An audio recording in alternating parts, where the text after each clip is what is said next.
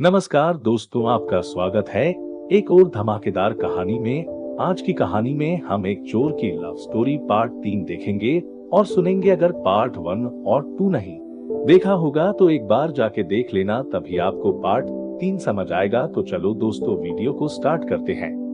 बिल्ला ने कहा, मुझे माफ कर दो, मैं आपसे विवाह नहीं कर सकता। मैं आपको कभी खुश नहीं रख पाऊंगा। मैं आपसे माफी चाहता हूँ। दरअसल मैं एक चोर हूँ। मेरा नाम बिल्ला है। चोरी डकैती करना मेरा पेशा है।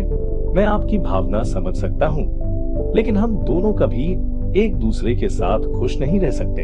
हर पत्नी चाहती है कि उसका पति सही सलामत रहे, लेकिन मैं कुछ कह नहीं सकता। कब क्या हो जाए, इस शहर में मेरे हजारों दुश्मन हैं। कभी भी किसी भी वक्त मेरी जान जा सकती है। मैं नहीं चाहता कि मेरी वजह से किसी का सिंदूर मिटे, इसलिए कृपया मुझे छोड़कर चले जाओ और कोई अच्छे व्यक्ति से ब्याह कर लो जो आपको खुश रख सके। ये बात सुनकर तन्वी कुछ पलों के लिए सुन्न मार गई। उसने बिल्ला को कहा, क्या जरूरत थी उस दिन मेरी जान बचाने की? मर जाने देते ना मुझे। न जाने कितने लोगों के घर संसार आपकी वजह से उजड़ गए, कितने लोग बेघर हो गए। कई लोगों को तुम्हारी वजह से सड़कों पर रहना पड़ा। कई लोगों का सुखी संसार उनसे छीन लिया। आपने क्या मिला आपको ये सब करके? आज आपके पास इतने सारे पैसे हैं, धन दौलत है, लेकिन मैंने आपके जैसा गरीब नहीं देखा। आपको पता है एक इंसान कितनी मेहनत करता है, तब जाकर 2 पैसा कमाता है। जब उसकी मेहनत की कमाई ऐसे ही चली जाती है तो उनको जो दुहक होता है वो आप कभी नहीं समझोगे। ये मत समझना कि मेरे दिल से आपके लिए प्रेम कम हो गया। मैंने प्रेम आपके दिल से लिया था, आपके पेशे से नहीं। लेकिन मुझे दुहक जरूर हुआ कि जिसे मैं अपना जीवन साथी चुनने जा रही थी, वह व्यक्ति कई लोगों का गुनहगार है। मेरे दिल से आपके लिए प्यार कभी कम नहीं होगा, लेकिन आपके लिए जो इज्जत मेरे दिल थी वो बेशक कम हो गई। मेरा दिल तोड़ने के लिए आपका शुक्रिया। अलविदा।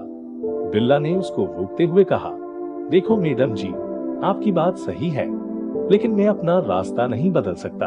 आज आप देखो, एक मजदूर सुबह से लेकर रात तक कितनी मेहनत करता है, पसीना बहाता है, लेकिन उसके घर में देखो आप, 2 वक्त की रोटी भी बड़ी मुश्किल से नसीब होती है। कई लोगों को तो मेहनत करने के बावजूद भी भूखा सोना पड़ता है। कई बार खाना मिलता है तो कई बार नहीं। बाहर की दुनिया का यही हाल है। दूसरी बात, मैं चाहे कितनी भी मेहनत करूं, उतनी धन संपत्ति कभी प्राप्त नहीं कर पाता जितनी कि मैंने चोरी डकैती से की है। आज मेरे पास सब कुछ है, मैं जो चाहे वो खरीद सकता हूँ। हमारी तो रोज दावत होती है मनचाहा खाना, मनचाही चीज। हर चीज में खरीद सकता हूँ जो मैं चाहूँ। आप चाहो तो मुझे इसी रूप में स्वीकार कर सकते हो। मैं आपके प्यार के लिए अपने आप को बदल नहीं सकता। अगर आप इसी रूप में मुझे स्वीकार करना चाहो तो आप कर सकते हो। मेरे पास इतनी धन दौलत है जिससे मैं आपको सारे सुख दे सकता हूँ जो आपको चाहिए, लेकिन मेरे सिर पर हमेशा एक डर बना रहेगा, मेरी मौत का। मेरे दुश्मन बहुत है, हालांकि मैं खुद अपनी रक्षा के लिए काबिल हूँ। फिर भी मौत कब आ जाए कुछ कह नहीं सकते। किसी भी वक्त कैसे भी मेरी जान जा सकती है।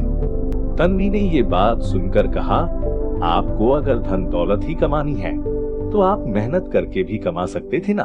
एक बात याद रखना, अगर आप धन दौलत का पहाड़ भी मेरे सामने लाकर रख देंगे ना, तो उसकी मुझे कोई अहमियत नहीं है। उसके बदले आप 5 रुपए भी मेहनत से कमाएंगे, उसकी मुझे सबसे ज्यादा अहमियत होगी। चोरी डकैती के पैसों का मेरे दिल में कोई मोल नहीं है। चोरी करके आपको धन संपत्ति तो बहुत प्राप्त होगी, लेकिन शांति आपको कहीं नहीं मिलेगी। चैन की नींद केवल सच्चे और ईमानदार व्यक्ति को ही आती है, जो ईमानदारी से अपना काम करता है। आपके इस रूप में मैं आपसे कभी विवाह नहीं करूंगी। मैंने बहुत सपने देखे थे कि मैं आपसे विवाह करूंगी। हम दोनों की बहुत खूबसूरत जिंदगी होगी, चारों तरफ बस प्यार ही प्यार होगा। लेकिन मेरे सपने चूर हो गए, मेरी सारी खुशियां चली गई। मैंने आपके नेक और उदार दिल से प्रेम किया था। मुझे नहीं पता था कि आपके अंदर एक चोर भी छुपा है। ये मत समझना कि मैं आपको भूल जाऊंगी। मैंने आपसे सच्चा प्रेम किया है। आप मेरी जान बचाने वाले परमेश्वर है। मैं आपको अपना दिल दे चुकी हूँ। मैं चाहकर भी अपने आप को आपसे जुदा नहीं कर सकती। बस दुख इस बात का है, मैं जिसको प्रेम करती हूँ वो कई लोगों के गुनहगार है।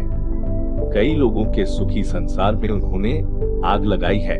इस बात का बोझ मैं झेल नहीं पाऊंगी और मुझे इस बात की भी बहुत पीड़ा हो रही है कि मैं जिससे प्रेम करती हूँ उससे मैं विवाह नहीं कर पाऊंगी और उसके साथ जीवन बिताने का मेरा जो सपना था वो चूर हो गया। ये बात कहकर तन्वी वहां से चली गई और एक नदी किनारे बैठकर खूब रोने लगी।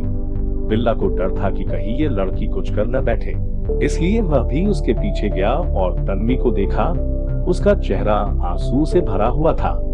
वह अपने आप को कोसने लगी, क्यों मैंने उससे प्यार किया है खुदा, मेरी क्या गलती थी जिसकी मुझे इतनी बड़ी सजा दी आपने मुझे। ये जीवन मेरे लिए एक टूटा दर्पण है, ये जिंदगी मेरे किसी काम की नहीं है, कहकर तन्वी नदी में कूद जाती है। तो दोस्तों कहानी कैसी लगी कमेंट करके जरूर बताना और इस कहानी का पार्ट 4 हम बहुत ही जल्द ले आएंगे। तो दोस्तों हम मिलते हैं अपने अगले किसी धमाकेदार कहानी में, तब तक आप लोग जहां भी रहे सही सलामत और मस्त रहे।